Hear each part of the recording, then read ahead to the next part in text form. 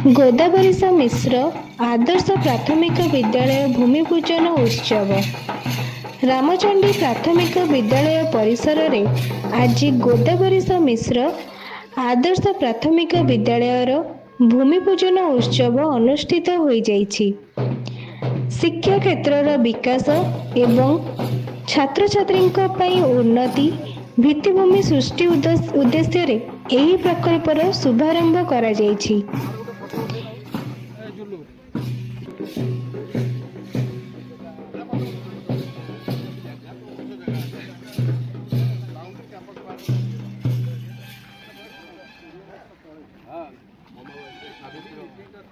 एही अवसर में कटक सांसद श्री भर्तृहरि महताब, बांकी विधायक श्री देवीरंजन त्रिपाठी, कटक अतिरिक्त जिलापाल 38 नंबर जोन जिला परिषद सदस्य, बांकी डमपड़ा ब्लॉक उन्नयन अधिकारी, पंचायत समिति अध्यक्ष एवं बारा ग्राम पंचायतर बहु भद्र व्यक्ति योगदान करथिले।